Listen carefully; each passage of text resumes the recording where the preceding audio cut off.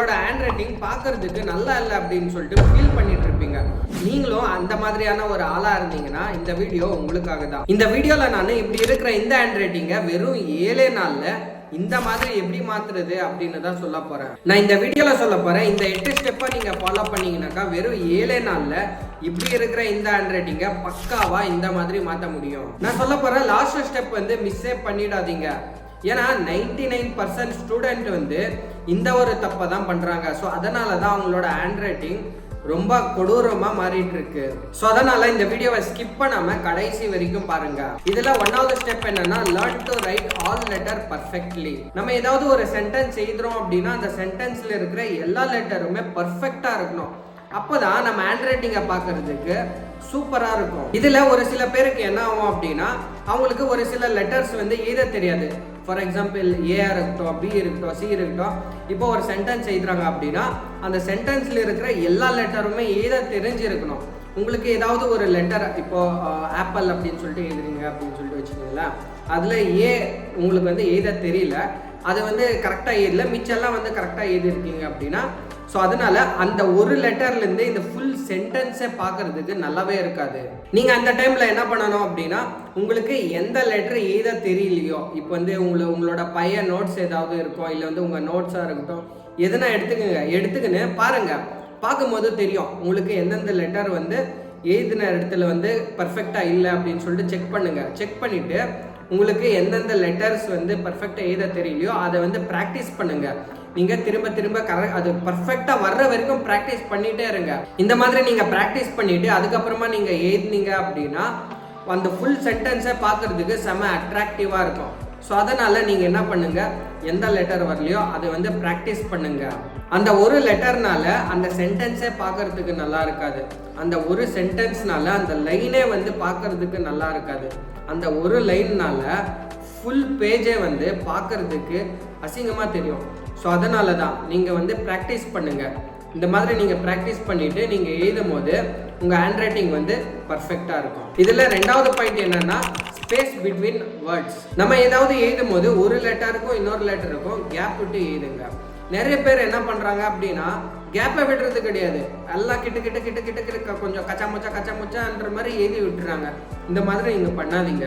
உங்கள் hand writing நல்லா இருக்கணும் அப்படின்னா ஒரு வேர்டுக்கும் இன்னொரு வேர்டுக்கும் கேப் விடணும். நீங்கள் வந்து நார்மலாக சென்டென்ஸுக்கு விடுவீங்கள்ல, சேம் அதே மாதிரி தான் சென்டென்ஸுக்கும் கொஞ்சம் அதிகமாக கேப் விடுங்க. அதுக்கப்புறமா ஒரு வேர்டுக்கும் இன்னொரு வேர்டுக்கும் கொஞ்சம் கேப் விடுங்க. அதுக்கப்புறம் ஒரு சென்டென்ஸுக்கும் இன்னொரு சென்டென்ஸுக்கும் கொஞ்சம் கேப் விட்டு எழுதுங்க. நீங்கள் இந்த மாதிரி எழுதும் போது என்ன ஆகும் அப்படின்னா யாராவது படிக்கிறாங்க இல்லை நீங்களே படிக்கிறீங்க அப்படின்னா படிக்கும் போது கொஞ்சம் நீட்டாக புரியும். அது என்ன எழுதி வச்சிருக்கிறீங்க, என்ன ஏது அப்படின்னு சொல்லிட்டு நீட்டாக புரியும். அதை பார்க்கறதுக்கு கூட கொஞ்சம் கச்சாமுச்சான்னு இல்லாமல் கொஞ்சம் நல்லா இருக்கும். பார்த்து படிக்கிறதுக்காக இருக்கட்டும், எந்த ஒரு விஷயத்துக்கும் கொஞ்சம் நல்லா அட்ராக்டிவாக இருக்கும். ஸோ அதனால் நீங்கள் ஒரு லெட்டருக்கும் இன்னொரு லெட்டருக்கும் கேப் விடுங்க. அதுக்கப்புறமா வந்து ஒரு சென்டென்ஸுக்கும் இன்னொரு சென்டென்ஸுக்கும் கொஞ்சம் கேப் விட்டு எழுதுங்க. இந்த மாதிரி எழுதும் போது உங்கள் ஹேண்ட் ரைட்டிங் வந்து இம்ப்ரூவ் ஆகும். Practice writing all letter in equal line.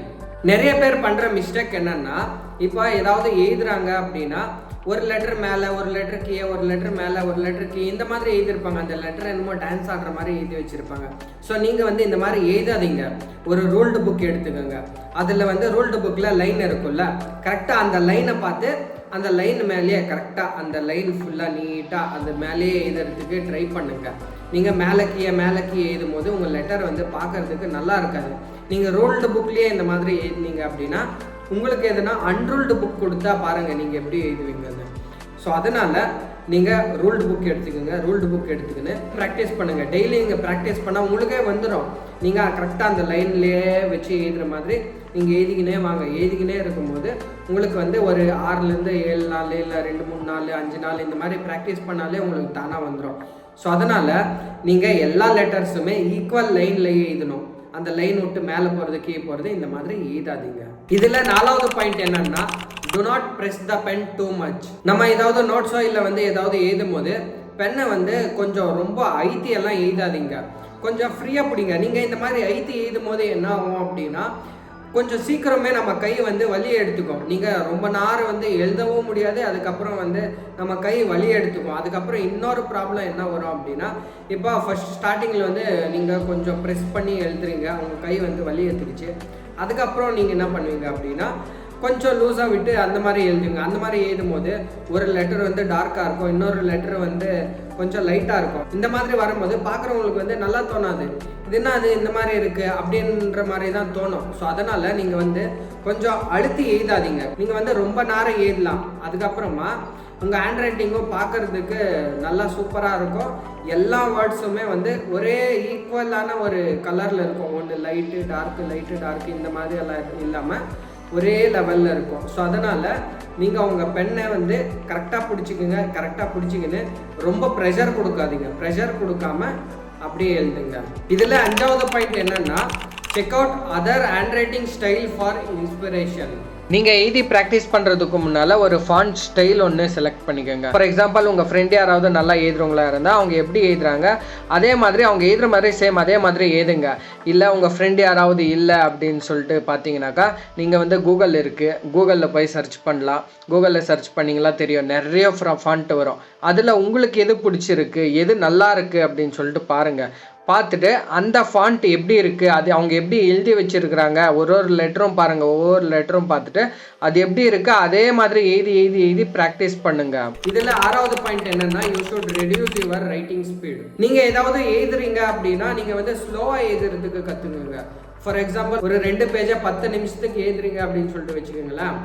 நீங்கள் ப்ராக்டிஸ் பண்ணும்போது ஒரு பேஜ் வந்து 10 நிமிஷத்துக்கு எழுதுறதுக்கு பாருங்கள். நீங்கள் ஸ்லோவாக எழுதுங்க. ஸ்டார்டிங்கில் நீங்கள் ஸ்லோவாக எழுதிட்டு நீங்கள் உங்கள் ஹேண்ட் ரைட்டிங் வந்து இம்ப்ரூவ் பண்ணிக்கோங்க. இம்ப்ரூவ் பண்ணதுக்கப்புறமா கொஞ்சம் கொஞ்சமாக நீங்கள் ஸ்பீடாக எழுதுறது வந்து ப்ராக்டிஸ் பண்ணிக்கோங்க.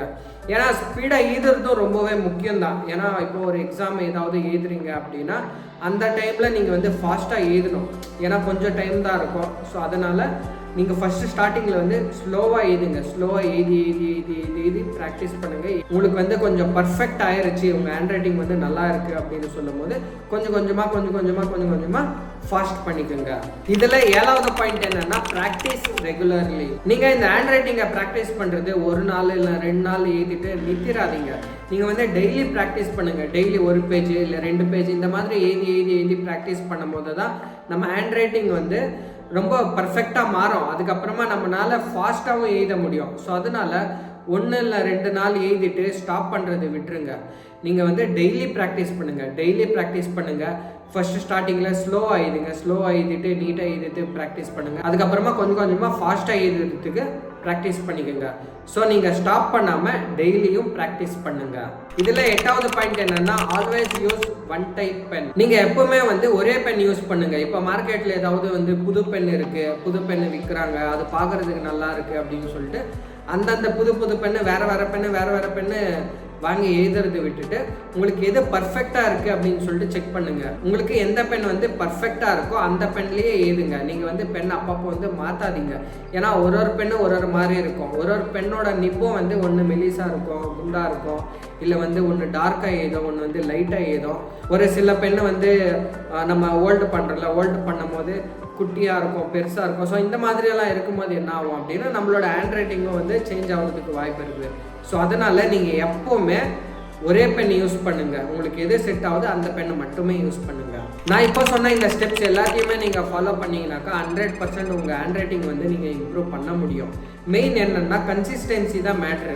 நீங்கள் வந்து டெய்லியுமே நீங்கள் ப்ராக்டிஸ் பண்ணணும். நீங்கள் டெய்லி ப்ராக்டிஸ் பண்ணீங்க அப்படின்னா ஒரே வாரத்தில் வந்து உங்கள் ஹேண்ட் ரைட்டிங் 100% வந்து இம்ப்ரூவ்மெண்ட் தெரியும். ஸோ அதனால் நீங்கள் டெய்லியுமே ப்ராக்டிஸ் பண்ணுங்கள். நீங்கள் ப்ராக்டிஸ் பண்ணால் தான் உங்கள் ஹேண்ட் ரைட்டிங் வந்து இம்ப்ரூவ் ஆகும். ஸோ அவ்வளோதான், இந்த வீடியோ முடிஞ்சிருச்சு. இந்த வீடியோ உங்களுக்கு யூஸ்ஃபுல்லாக இருந்ததுன்னா இந்த வீடியோவை லைக் பண்ணிவிட்டு சேனலை மறக்காமல் சப்ஸ்கிரைப் பண்ணிவிடுங்க.